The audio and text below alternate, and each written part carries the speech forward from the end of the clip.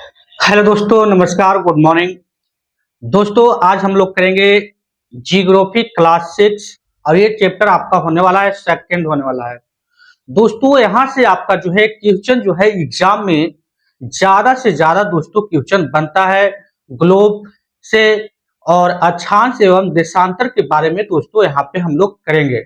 इस टॉपिक से UPSC, BPSC, railway, SSC यानी कि तमाम जितना भी दोस्तों एग्जाम में होता है वह यहाँ से दोस्तों आपको क्वेश्चन देखने के लिए मिलेगा।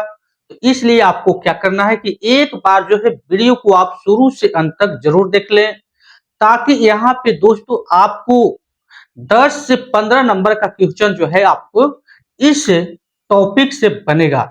तो वीडियो को ध्यान पूर्वक समझे, ताकि आपका जो है 10 से 15 नंबर क्वेश्चन बनने में जो आपका कंप्लीट होगा, है ना, तो उसको आपको क्या करना है, ध्यान से समझना है। तो दोस्तों, पहले की चैप्टर में हम लोग फर्स्ट चैप्टर में इसके बारे में पढ़ चुके थे। चैप्टर जो है चैप्टर हम लोग 1 में पढ़े थे पृथ्वी के बारे में। फर्स्ट चैप्टर में हम लोग पढ़े थे दोस्तों पृथ्वी में जो है और मंडल में पृथ्वी कहाँ पे था, उसका स्थान के बारे में हम लोग देखे थे। सौर मंडल में पृथ्वी कहाँ पे था। लेकिन दोस्तों यहाँ पे हम लोग को बात करना है, पढ़ना है ग्लोब और अक्षांश एवं देशांतर के बारे में समझेंगे। जो ग्लोब है उसका अक्षांशीय रेखा के बारे में देखेंगे, देशांतरीय रेखा के बारे में देखेंगे, जो कि यहाँ से जो है यहाँ पे और कर्क रेखा हो गया, विषुवत रेखा हो गया, तमाम जितना भी यहाँ पे टॉपिक दोस्तों बनेगा वो आपके लिए जो है वेरी वेरी इंपॉर्टेंट हो जाता है। और एग्जाम के दृष्टि से भी जो है दोस्तों यहाँ पे जो है क्या हो जाता है, इंपॉर्टेंट हो जाता है। तो दोस्तों सबसे पहले हम लोग बात करेंगे, पहले हम लोग पढ़ चुके हैं कि पिछले अध्ययन में आप पढ़ चुके हैं कि हमारी पृथ्वी गोलाकार नहीं है। पहले की क्लास में हम लोग पढ़ चुके हैं कि हमारा जो पृथ्वी है वह गोलाकार नहीं है।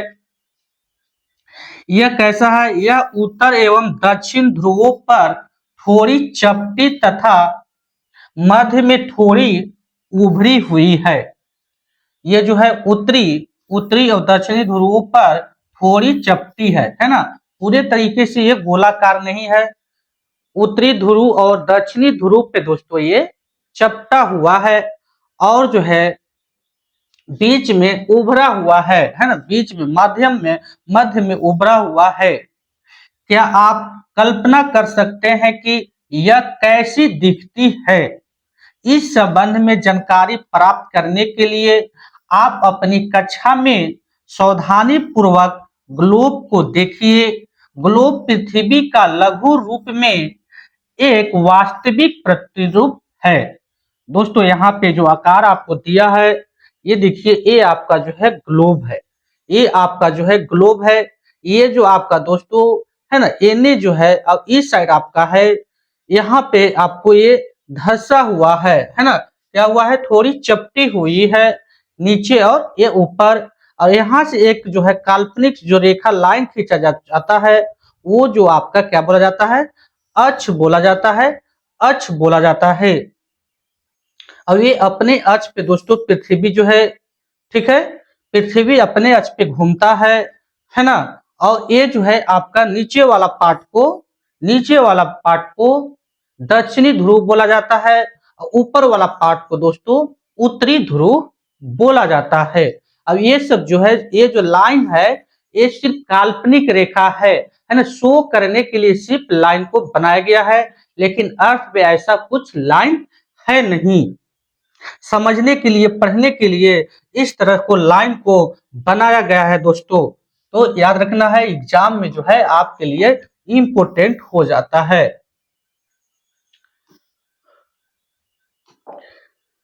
ग्लोब दोस्तों विभिन्न आकार एवं प्रकार के हो सकते हैं। बड़े ग्लोब जो आसानी से एक स्थान से दूसरे स्थान तक नहीं ले जाए जा सकते, जो बड़ा ग्लोब जो होता है उसको जो है एक जगह से दूसरे जगह तक आसानी से हम लोग नहीं ले जा सकते हैं। लेकिन दोस्तों पॉकेट में रखने योग्य छोटे ग्लोब तथा गुब्बारे जैसे ग्लोब जिसमें हवा भरी जा सकती है एवं आसानी से एक स्थान से दूसरे स्थान ले जाया जा सकता है। ग्लोब स्थिर नहीं होते हैं, इसे उसी प्रकार घुमाया जा सकता है जैसे कुम्हार क्या करता है ना, कुम्हार का जो पहिया है, पहिया या लट्टू देखे होंगे, घूमता है ग्लोब पर। देशों, महाद्वीपों तथा महासागरों को उनके सही आकार में दिखाया जाता है। पृथ्वी के समान किसी गोले पर किसी बिंदु की स्थिति का वर्णन करना कठिन है। अब प्रश्न यह उठता है कि इस पर किसी स्थान की स्थिति कैसे बताई जा सकती है। इसके लिए हमने कुछ बिंदुओं एवं रेखाओं के संदर्भ की आवश्यकता होती है। दोस्तों ये जो है धरती पे बहुत सारे जो है आपका क्या है, देश है, कॉन्टिनेंट है और आपका महासागर है। तो सभी का स्थिति बताने के लिए ये जो अर्थ इतना बड़ा है और सभी को स्थिति बताने के लिए जरूरी पड़ता है ना, देशांतर, है ना, अक्षांश, कुछ जो है लाइनें का जरूरी पड़ता है, कुछ बिंदुओं को जरूरी पड़ता है डिनोट करने के लिए। तो इसलिए दोस्तों यहाँ पे है ना आवश्यकता होती है, याद रखना है। यहाँ से भी आपको एग्जाम में दोस्तों क्वेश्चन देखने के लिए मिलेगा। आप देखेंगे कि एक सुई ग्लोब में घुसी हुई अवस्था में स्थित होती है जिसे अक्ष कहा जाता है। दोस्तों एक सुई जो है आप यहाँ देख सकते हैं, यहाँ दोस्तों आप देख सकते हैं कि एक सुई जो है ये जो है ग्लोब में घुसा हुआ है ना, ग्लोब में एक सुई जो है ये घुसा हुआ है। इसी सुई को दोस्तों, इसी सुई को क्या बोला जाता है, इस सुई को जो है आप अक्ष बोलिएगा। क्या बोलिएगा, ये अक्ष बोलिएगा। ये लाइन जो है क्या है, काल्पनिक है। इस ना है ना, ये जो है ये लाइन जो है ये क्या है, काल्पनिक है। और ये जो सन, ये जो अर्थ आपका है, पृथ्वी जो है ये अपने अक्ष पे भी घूमता है और सन का भी चक्कर लगाता है। तो याद रखना है, यहाँ से आपको क्वेश्चन एग्जाम में देखने के लिए मिलेगा। नेक्स्ट दोस्तों हम लोग बात करेंगे इसी में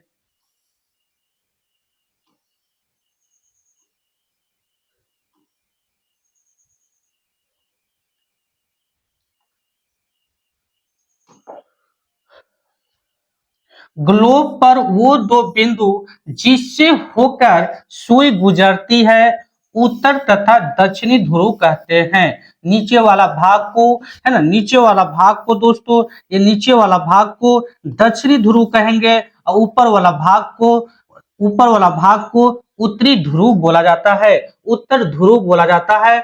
याद रखना है, ग्लोब को इस सुई के चारों ओर पृथ्वी की भांति पश्चिम से पूरब की ओर घुमाया जा सकता है ना, पश्चिम से पूरब की ओर ये घूमता है, चक्कर लगाता है। याद रखना है, यहाँ से भी क्वेश्चन जो है आपको एग्जाम में देखने के लिए मिलेगा। लेकिन याद रखें इन दोनों में एक अंतर है, पृथ्वी पर वास्तव में ऐसी कोई सुई नहीं होती है। जो आपका सुई है ये अक्ष है, ऐसा कोई अक्ष नहीं होता है, ये सिर्फ कल्पना किया गया है ना, काल्पनिक रेखा है। ठीक है, यह अपने कक्ष पर चारों ओर घूमती है जो कि काल्पनिक रेखा है। ये जो लाइन जो है ये जो है आपका काल्पनिक रेखा है। एक अन्य काल्पनिक रेखा भी ग्लोब को दो बराबर भागों में बांटती है। ये आपका जो ग्लोब है एक और जो है काल्पनिक रेखा जो कि दो बराबर भागों में ये काटती है, जिसको बोला जाता है विषुवत रेखा बोला जाता है। ये दक्षिणी भाग में बांटेगा और उत्तरी भाग में दोस्तों ये बांटने के लिए काम करेगा। ये भी जो आपका ये विषुवत रेखा है ये भी आपका जो है ये भी आपका काल्पनिक रेखा है। ये भी आपका क्या है, काल्पनिक रेखा है। याद रखना है यहाँ से दोस्तों आपको एग्जाम में क्वेश्चन देखने के लिए मिलेगा। चलिए दोस्तों नेक्स्ट बात किया जाए यहाँ पे, तो आपका है विषुवत रेखा, है ना। इसे विषुवत वृत्त कहा जाता है। पृथ्वी के उत्तर में स्थित आधे भाग को उत्तरी गोलार्ध तथा दक्षिण वाले आधे भाग को दक्षिणी गोलार्ध कहा जाता है। यहाँ पे आप विषुवत रेखा देख सकते हैं। ये जो लाइन जो है, ये जो लाइन जो है आधा आधा काट रहा है, तो ये वाला पार्ट को आप क्या बोलिएगा, ये वाला पार्ट को उत्तरी गोलार्ध बोला जाता है। ये वाला पार्ट को उत्तरी गोलार्ध बोला जाता है। और एने से जो नीचे जो पार्ट बन रहा है दोस्तों, इस पार्ट को आप बोलिएगा दक्षिणी गोलार्ध बोला जाता है। तो विषुवत रेखा भी जो है दो भागों में जो है दोस्तों, है ना, अर्थ को काटता है, ग्लोब को काटता है। ये दोनों बराबर के आधे भाग होते हैं। इस प्रकार विषुवत वृत्त पृथ्वी पर एक काल्पनिक वृत्त बनाती है एवं यह पृथ्वी पर विभिन्न स्थानों की स्थिति बताने का सबसे महत्वपूर्ण संदर्भ बिंदु है। याद रखना है दोस्तों, यहाँ से आपको क्वेश्चन आपको, है ना, प्रीलिम्स जैसे एग्जाम में क्वेश्चन बनेगा।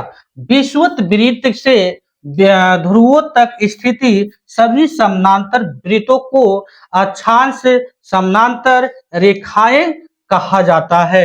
समानांतर रेखाएं कहिए, अक्षांश कहिए, याद रखना है। ये सब जो है ये एक लाइन है, अब ये जो एक लाइन है इसका जो है क्या बोला जाएगा, समानांतर। ये लाइन इस लाइन का क्या कहलाएगा, समानांतर कहलाएगा। इस लाइन जो है, इस लाइन का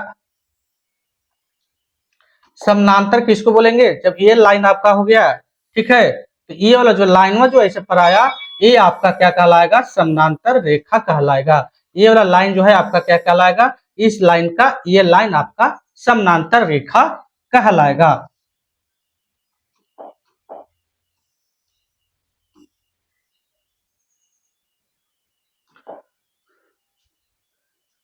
विषुवत वृत्त शून्य अंश अक्षांश को दर्शाती है।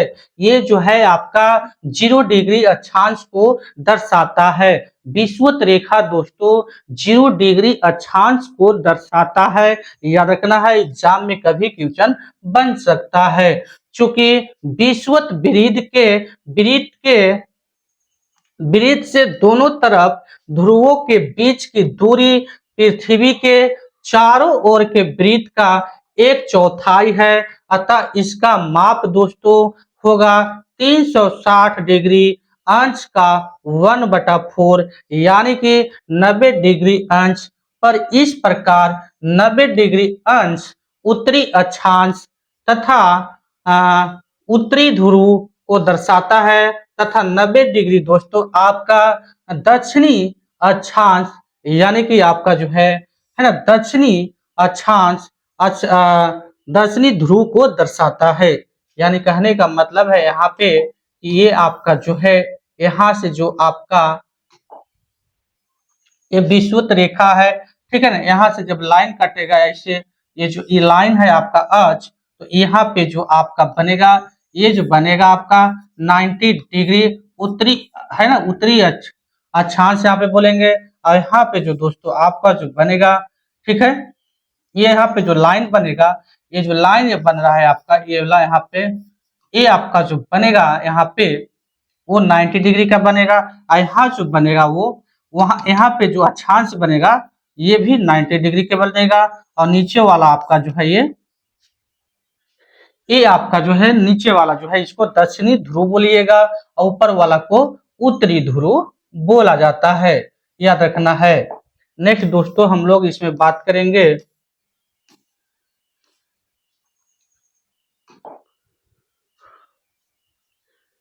इस प्रकार विषुवत वृत्त के ऊपर की सभी समानांतर रेखाओं को उत्तरी अक्षांश कहा जाता है, तथा विषुवत वृत्त के दक्षिणी स्थित सभी समानांतर रेखाओं को दक्षिणी अक्षांश कहा जाता है। ऊपर वाला पार्ट जितना भी आपको दिखाई दे रहा है, इस सब वाला पार्ट को, ऊपर वाला पार्ट को आप क्या कह सकते हैं, ऊपर वाला जो दोस्तों ऊपर वाला पार्ट को उत्तरी अक्षांश बोलेंगे और विषुवत रेखा के नीचे वाला पार्ट को ये दक्षिणी दक्षिणी अक्षांश बोला जाता है ना। ये दक्षिणी अक्षांश यानी बोला जाएगा, ये याद रखना है।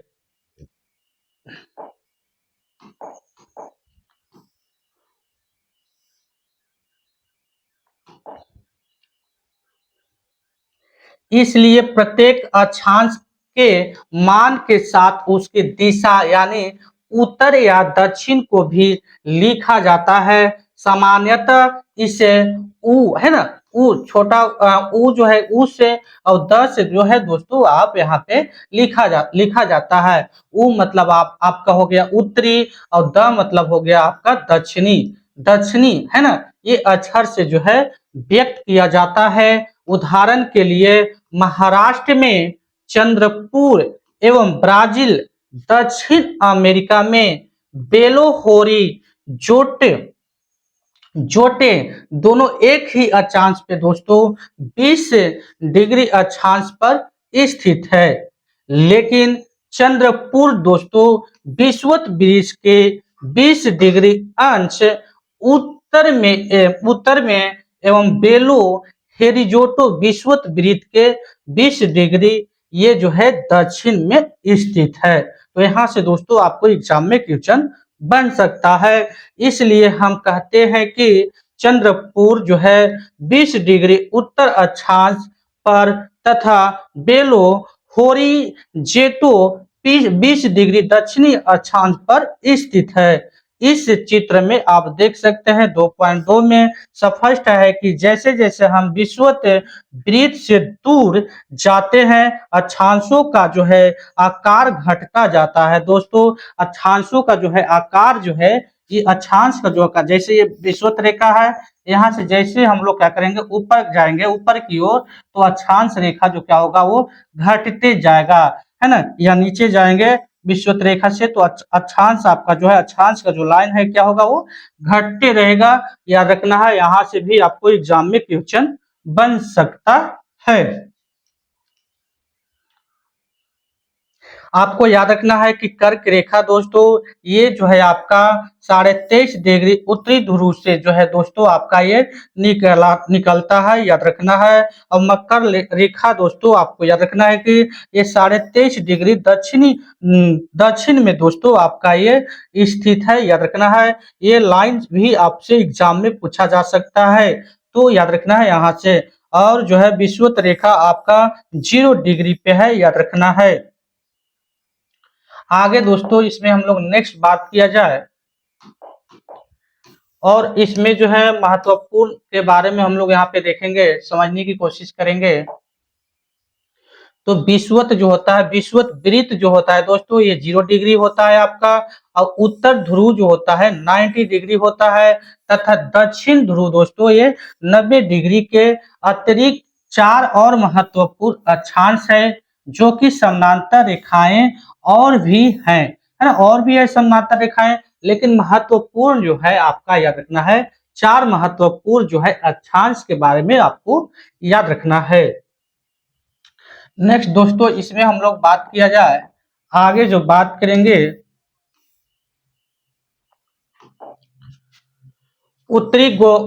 उत्तरी गोलार्ध है ना। उत्तरी गोलार्ध में कर्क रेखा दोस्तों ये 23.5 डिग्री उत्तरी में है दोस्तों, उत्तर में है। और दक्षिणी गोलार्ध में मकर रेखा जो आपका है ये आपका 23.5 डिग्री दक्षिण में है। दोस्तों ये पॉइंट जो है आपके लिए वेरी वेरी इंपॉर्टेंट हो जाता है। ये पॉइंट से डायरेक्ट जो है क्वेश्चन देखने के लिए मिलता है। विषुवत वृत्त के दोस्तों विषुवत जो है वृत्त के 66.5 डिग्री उत्तर में उत्तर ध्रुव वृत्त और जो है विषुवत रेखा के 66.5 डिग्री दक्षिण में दक्षिण ध्रुव वृत्त है स्थित है, याद रखना है। यहाँ से भी आपको क्वेश्चन बनेगा। दोस्तों पृथ्वी के ताप एवं कटिबंध है ना, कटिबंध के बारे में समझेंगे। तो दोस्तों आपको मालूम है कि कर्क रेखा एवं मकर रेखा के बीच के सभी अक्षांशों पर सूर्य वर्ष में एक बार दोपहर में सिर के ठीक ऊपर होता है। इसलिए इस क्षेत्र में सबसे अधिक ऊष्मा प्राप्त होती है तथा इसे इसे उष्ण कटिबंध कहा जाता है। उष्ण कटिबंध दोस्तों आप यहाँ पे देख सकते हैं कि यहाँ पे आप देख सकते हैं कि देखिए इस वाला जो क्षेत्र आपको दिखाई दे रहा है, ये वाला जो आपका क्षेत्र दिखाई दे रहा है दोस्तों, ये वाला है ना, ये दोनों आपका क्षेत्र दिखाई दे रहा है, इसको उष्ण कटिबंध कहेंगे। ये डायरेक्ट जो है यहाँ पे सन का जो लाइट जो होता है, डायरेक्ट जो है सन का लाइट दोपहर में यहाँ पे डायरेक्ट आता है और इसके वजह से यहाँ पे गर्मी जो है दोस्तों बहुत ज्यादा होता है। इस वाला इलाका में गर्मी जो है बहुत ज्यादा होता है। क्यों होता है कि सन का जो लाइट जो है डायरेक्ट जो यहाँ पे आता है, इसके वजह से यहाँ पे गर्मी बहुत ज्यादा होता है और जिसके वजह से इसको जो बोला जाता है उष्ण कटिबंध बोला जाता है। और नीचे वाला ये जो पार्ट आपको दिखाई दे रहा है इसको भी है ना उष्ण उष्ण कटिबंध बोला जाता है, याद रखना है।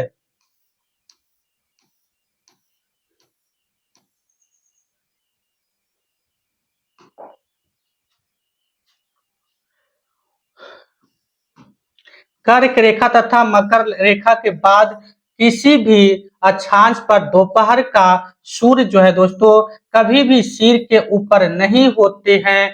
ध्रुव की तरफ सूर्य की किरणें तिरछी होती जाती है। इस प्रकार दोस्तों उत्तरी गोलार्ध में कर्क रेखा एवं उत्तर ध्रुव में वृत्त तथा और दक्षिणी गोलार्ध में मकर रेखा एवं दक्षिणी ध्रुव वृत्त के बीच वाले क्षेत्र का तापमान जो होता है ये रहता है मध्यम रहता है, जिसके लिए इसके लिए जो इन्हें जो बोला जाता है शीतोष्ण है ना, शीतोष्ण कटिबंध बोला जाता है। वाला भाग को दोस्तों क्या बोला जाता है, शीतोष्ण कटिबंध बोला जाता है, कहा जाता है। याद रखना है, यहाँ से भी आपको एग्जाम में क्वेश्चन बनेगा। उत्तरी गोलार्ध में उत्तर ध्रुव वृत्त एवं उत्तरी ध्रुव तथा दक्षिणी गोलार्ध में दक्षिणी ध्रुव वृत्त एवं दक्षिणी ध्रुव के बीच के क्षेत्र में ठंडा बहुत होती है, क्योंकि यहाँ सूर्य जो है क्षितिज से ज्यादा ऊपर नहीं आ पाता है, इसलिए यह शीत जो है शीत कटिबंध कहलाते हैं, शीत कटिबंध कहलाते हैं दोस्तों। तो यहाँ पे आप देख सकते हैं ग्लोब में, यहाँ पे आप देख सकते हैं कि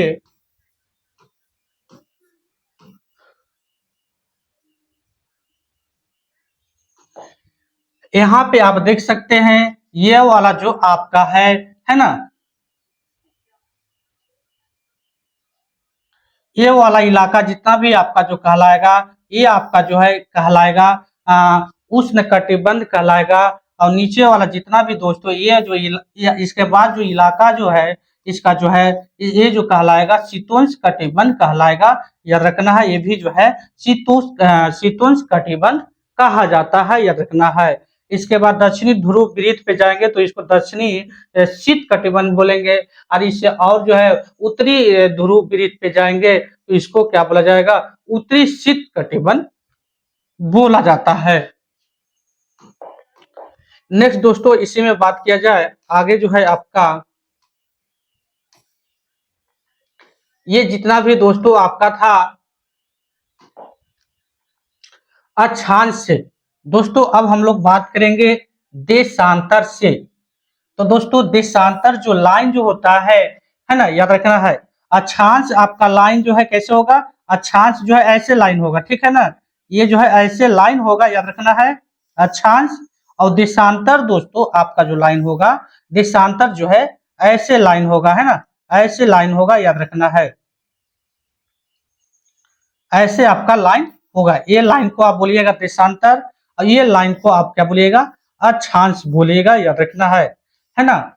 तो दोस्तों हम लोग यहाँ पे बात करेंगे आपका देशांतर के बारे में।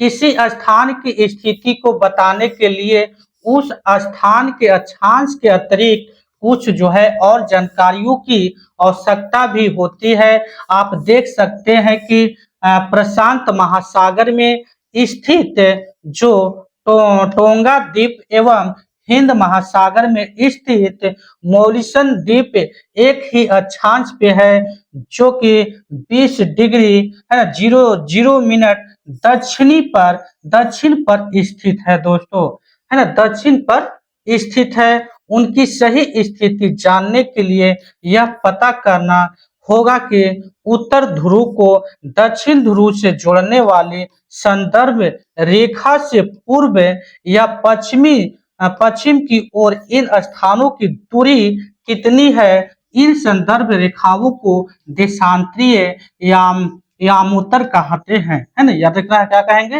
यामोत्तर कहेंगे। तो दोस्तों आपको मालूम है कि ये जो लाइन जो है यहाँ से जो ऐसे जाता है, इसको बोला जाता है आपका 0 डिग्री का देशांतर। और ये जैसे जैसे बढ़ेगा ये आपका देशांतर है, ये आपका दोस्तों क्या कहलाएगा, देशांतर कहलाएगा। ये भी लाइन आपका क्या है, काल्पनिक है। ये भी लाइन जो है आपका क्या है, काल्पनिक है ना। तो ये सब आपका क्या है, देशांतर है। ये भी जो है यहाँ से भी आपको जो है, ये भी जो है दो भागों में बांटता है। एने आ जाएगा, एने हो जाएगा, है ना, अलग एरिया, एने हो जाएगा आपका अलग एरिया, याद रखना है। देशांतर भी जो है दो भागों में क्या करता है, ग्लोब को बांटने की कोशिश करता है दोस्तों। नेक्स्ट दोस्तों इसमें हम लोग बात करेंगे कि कहते हैं तथा उनके बीच उसी दूरी को देशांतर के अंशों में मापा जाता है। प्रत्येक अंश को मिनट में तथा मिनट को सेकेंड में विभाजित किया जाता है। ये अर्धवृत्त है तथा उनके बीच की दूरी ध्रुवों की तरफ बढ़ने पर घटती जाती है एवं ध्रुवों पर शून्य हो जाती है जहां सभी देशांतरीय यामोत्तर आपस में मिलती है। जितना भी आपका लाइन अभी देखे, ये जो लाइन आप देख रहे हैं ये आपस में जहां पे मिलेगा, है मिल रहा है ना, यहाँ पे जो है 0 डिग्री आपको ये कहलाएगा। जितना ये यामोत्तर जितना भी लाइन है आपका देशांतर लाइन है, यहाँ पे जहां पे मिलेगा वहां पे आपका हो जाएगा 0 डिग्री हो जाता है दोस्तों। अक्षांश समानांतर रेखाओं से भिन्न सभी देशांतरीय या यामोत्तरों की लंबाई समान होती है, इसलिए इन्हें सिर्फ मुख्य संख्याओं में व्यक्त करना कठिन था। तब सभी देशों ने निश्चय किया कि ग्रीनविच, जहां ब्रिटिश राजकीय वेधशाला स्थित है से गुजरने वाली यामतुर से पूर्व और पश्चिम की ओर गिनती शुरू की जाए। तो इस यामोत्तर को प्रमुख यामोत्तर कहते हैं। इसका मान दोस्तों 0 डिग्री देशांतर तथा यहाँ से हम 180 डिग्री पूर्व या 180 डिग्री पश्चिम तक गणना करते हैं।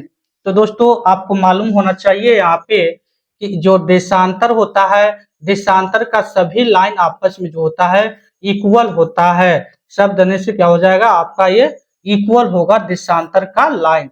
देशांतर का लाइन जो होता है इक्वल होता है, और अक्षांश जो होता है, अक्षांश का जो लाइन होता है वो इक्वल नहीं होता है, एक समान नहीं होता है। यहाँ से भी क्वेश्चन आपको बना सकता है एग्जाम में, याद रखना है।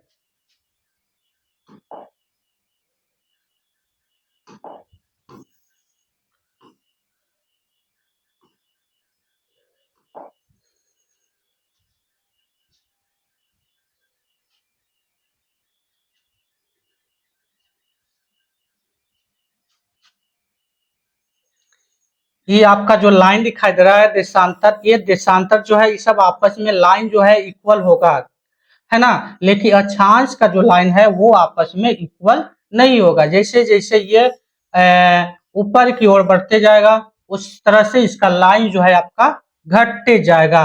जो आपका इसका जो है इसका विषुवत रेखा पे ही सबसे ज्यादा देखने के लिए मिलेगा, और जैसे जैसे ऊपर की ओर जाएगा या जैसे जैसे नीचे की ओर ये लाइन जाएगा ये जो है घटते जाएगा। याद रखना है, यहाँ से भी दोस्तों आपको एग्जाम में क्वेश्चन बनेगा।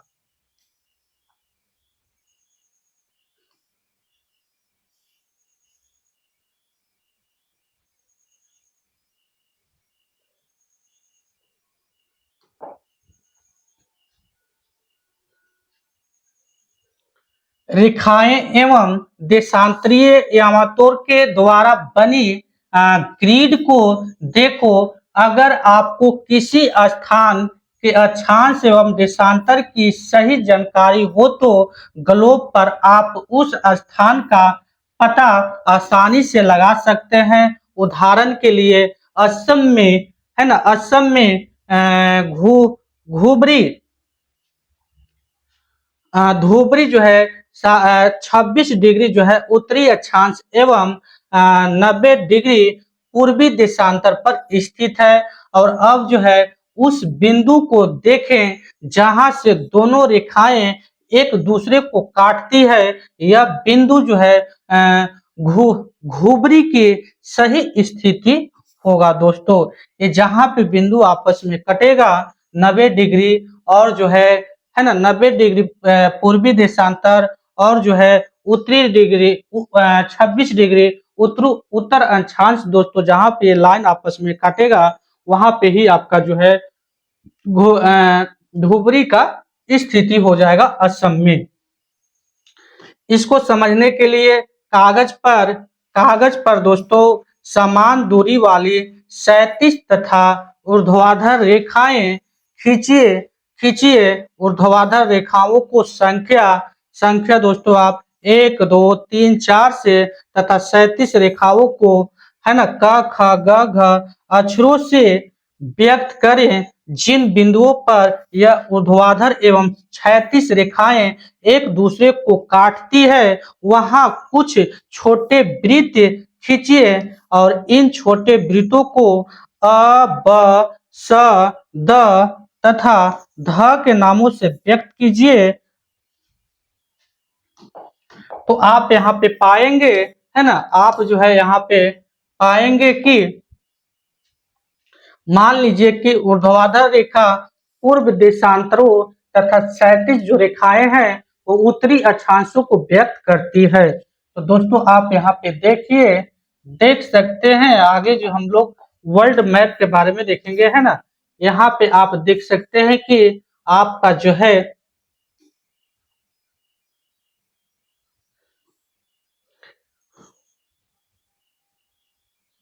ये जो लाइन दोस्तों आप देख रहे हैं, ये लाइन आपका जो है कहलाएगा, इस लाइन को आप बोलिए, है ना, इस लाइन जो आपको दिखाई दे रहा है ये लाइन आपका जो है देशांतर लाइन है। ये आपका जो है देशांतर लाइन कहलाएगा, याद रखना है। ये लाइन आपका जो है ये सब जितना भी है देशांतर लाइन कहलाएगा। यहाँ पे आपको याद रखना है 5 महासागर के बारे में, है ना, 5 महासागर। और जो है दोस्तों आपको याद रखना है यहाँ पे 7 जो है कॉन्टिनेंट है, 7 कॉन्टिनेंट है, याद रखना है। और जो है इसमें तो नेक्स्ट दोस्तों इसमें बात किया जाए,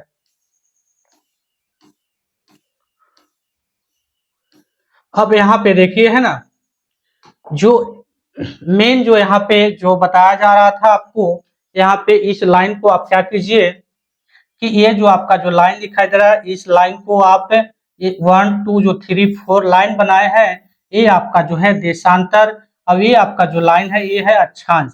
और जहां पे दोस्तों ये आपस में काट रहा है उसको जो है आप जो है लोकेट कीजिए। ये अ ब स द जो जितना भी है ये जो है आपका वो स्थिति बताएगा कि कितना डिग्री जो है, कितना जो है ये अक्षांश पे है, ये कितना अक्षांश पे है, अक्षांश कितना है और आपका जो है देशांतर कितना पे है। तो ये आपका लोकेट जो है आपको सही जो है स्थिति बताएगा। ये जो है आपका सही स्थिति बताएगा। तो याद रखना है, यहाँ से एग्जाम में दोस्तों आपको क्वेश्चन बनेगा। आगे दोस्तों हम लोग बात करेंगे इसमें देशांतर और समय के बीच। देशांतर दोस्तों समय के बीच, यहाँ से दोस्तों एग्जाम में जो है क्वेश्चन देखने के लिए मिलता है कि क्वेश्चन जो है एग्जाम में ज्यादा से ज्यादा दोस्तों यहाँ से बनता है। समय को मापने का सबसे अच्छा साधन जो है पृथ्वी, चंद्रमा एवं ग्रहों की गति है। समय मापने के लिए, है ना, सबसे अच्छा साधन क्या है कि पृथ्वी का गति, चंद्रमा का गति, ग्रहों की गति है।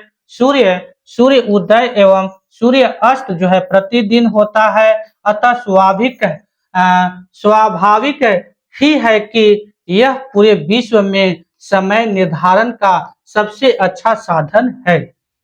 स्थानीय समय का अनुमान सूर्य के द्वारा बनने वाली परछाई से लगाया जा सकता है, जो दोपहर में सबसे छोटी एवं सूर्य उदय तथा सूर्य सूर्य अस्त के समय सबसे लंबी होती है। ग्रीनविच पर स्थित प्रमुख यामयोत्तर पर सूर्य जो जिस समय आकाश के सबसे ऊंचे बिंदु पर होगा, उस समय यामोत्तर पर स्थित सभी स्थानों पर दोपहर होगी। क्या होगा वहां पे? वहां पे जो है दोपहर होगी। याद रखना है, जो देशांतर जो है वेरी वेरी इंपॉर्टेंट है दोस्तों इस समय मापने के लिए। चूंकि पृथ्वी पश्चिम से पूरब की ओर चक्कर लगाती है।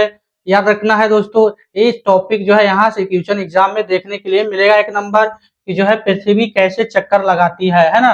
तो पृथ्वी जो है पश्चिम से पूरब की ओर चक्कर लगाती है, अतः वे स्थान जो ग्रीन ग्रीनिच के पूर्व में है, उसका समय जो है ग्रीनिच समय से आगे होगा, तथा जो पश्चिम में है उसका समय जो है पीछे होगा। यानी कि आप यहाँ पे देख सकते हैं, समय के अंतर की दर की गणना निम्नलिखित विधि से की जा सकती है। पृथ्वी लगभग जो है दोस्तों 24 घंटे में अपनी अक्ष पर 360 डिग्री घूम जाती है, अर्थात वह 1 घंटे में 15 डिग्री एवं 4 मिनट में एक डिग्री घूमती है। याद रखना है, यहाँ से भी आपको एग्जाम में क्वेश्चन बनेगा कि 24 घंटे में सन जो है 360 डिग्री घूम जाती है। तो यहाँ पे है ना, याद रखना है कि 1 घंटे में दोस्तों 1 घंटे में 15 है ना, 1 घंटे में 15 डिग्री घूमती है और 4 मिनट में 1 डिग्री जो है कि घूमती है। इस प्रकार जब ग्रीनिच में दोपहर के 12 बजते हैं, तब ग्रीनिच से 15 डिग्री पूर्व में समय होगा। 4 से अगर मल्टीप्लाई कीजिए है ना, 4 से अगर मल्टीप्लाई कर दीजिएगा तो 60 मिनट, यानी कि अर्थात ग्रीनिच के समय से 1 घंटा आगे होगा, अर्थात वहां दोपहर का 1 बजा होगा, लेकिन ग्रीनिच में 15 डिग्री पश्चिम का समय ग्रीनिच समय से 1 घंटा पीछे होगा, यानी वहां सुबह के 11 बजे होंगे। तो इसी प्रकार जब ग्रीनिच पर दोपहर के 12 बजे होंगे तो उस समय 180 डिग्री पर मध्य रात्रि होगा। तो दोस्तों ये जो है आपका वेरी वेरी इंपॉर्टेंट टॉपिक हो जाता है, याद रखना है, यहाँ से आपको एग्जाम में क्वेश्चन बनेगा।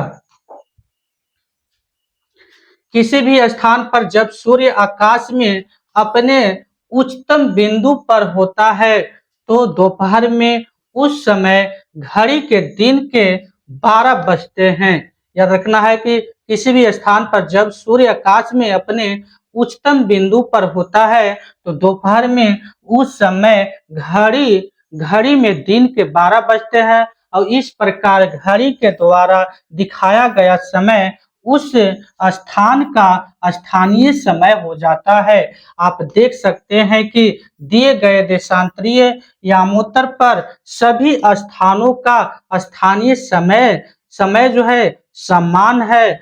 हम मानक समय क्यों मानते हैं?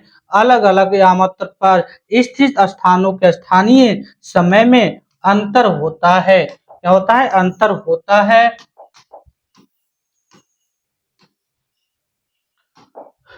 अब यहाँ पे आप देख सकते हैं कि जो कि याद रखना है होता है, उदाहरण के लिए बहुत से देशांतरों से होकर गुजरने वाली रेलगाड़ियों के लिए समय सारणी तैयार करना कठिन होगा, लेकिन भारत में गुजरात के द्वारक तथा असम के डिब्रूगढ़ के स्थानीय समय में लगभग दोस्तों याद रखना है 1 घंटा 45 मिनट का अंतर होता है। भारत में जो है 1 घंटा जो है 45 मिनट का जो है अंतर होता है। कहाँ पे? गुजरात के द्वारा तथा असम के जो है दोस्तों डिब्रूगढ़ गढ़ के स्थानीय समय में लगभग जो है 1 घंटा आपका जो है क्या होता है, ये जो है आपका एनए जो है ये हो गया आपका गुजरात वाला हिस्सा यहाँ पे। अब एनए जो है आपको याद रखना है।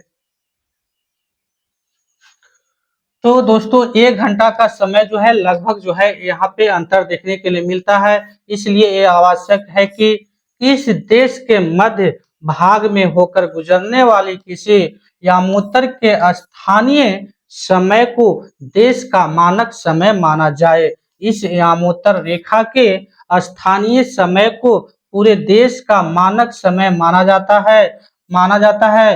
भारत में 82 डिग्री पूर्वी है ना, 82 डिग्री पूर्वी यानी कि 82 डिग्री 30 मिनट पूर्वी को मानक यामोत्तर माना गया है। इस यामोत्तर के स्थानीय समय को पूरे देश का मानक समय माना जाता है। इसे भारतीय मानक समय के नाम से जाना जाता है। करीब भोपाल के निकट एक छोटे से नगर में रहता है। वह अपने मित्र जो है आलोक से कहता है कि वे लोग आज रात्रि में नहीं सो पाए। भारत एवं इंग्लैंड के बीच एक क्रिकेट मैच लंदन में 2 बजे अपहरण से शुरू होगा, अर्थात भारत के समय अनुसार मैच जो है शाम के 7:30 बजे शुरू होगा। याद रखना है, अगर आपका जो है इंग्लैंड में है वो मैच जो है 2:30 बजे स्टार्ट हो रहा है वहां पे, तो भारत में दोस्तों वो है ना वो उस समय जो है 7:30 बजेगा होगा, है ना 7:30 बजेगा होगा तथा देर रात्रि में समाप्त होगा। क्या आप जानते हैं कि भारत एवं इंग्लैंड के बीच समय में क्या अंतर है? तो भारत ग्रीनिच के पूर्व 82.5 डिग्री पूर्व में स्थित है तथा यहाँ का समय ग्रीनिच समय से 5 घंटा 30 मिनट दोस्तों आगे है। इसलिए जब लंदन में दोपहर के 2 बजे होंगे तब जो है भारत में शाम के 7:30 बजे होंगे। कुछ ऐसे देशांतरीय विस्तार अधिक होता है जिसके कारण वहां जो होता है वहां एक से अधिक मानक समय अपनाए गए हैं। उदाहरण के लिए रूस में 11 मानक समयों को अपनाया गया है। पृथ्वी के एक एक घंटे वाले 24 समय क्षेत्रों में बांटा गया है। इस प्रकार प्रत्येक समय दोस्तों 15 डिग्री देशांतर तक के क्षेत्र को घेरता है। याद रखना है, यहाँ से आपको कई तरह का एग्जाम दोस्तों क्वेश्चन जो है आपको देखने के लिए मिलेगा। तो दोस्तों आज हम लोग किए देशांतर, अक्षांश के बारे में, कर्क रेखा के बारे में देखें, मकर रेखा के बारे में देखें, देशांतर देखें, अक्षांश देखें, टाइम देखें दोस्तों, और किसी जो है जगह को अगर लोकेशन बताना है तो उसके बारे में हम लोग देखें। तो दोस्तों यहाँ से आपको एग्जाम में जो है क्वेश्चन देखने के लिए मिलेगा। तो इसलिए आपको क्या करना है, वीडियो को शुरू से अंत तक जरूर देख लें। अगर आपको वीडियो अच्छा लग रहा है तो वीडियो को लाइक करें, चैनल को सब्सक्राइब कर लें, क्योंकि इस तरह से आपको जो है दोस्तों यहाँ पे वीडियो जो है देखने के लिए मिलेगा। तो दोस्तों बस आज के लिए इतना ही, मिलते हैं नेक्स्ट डे और नेक्स्ट वीडियो के साथ।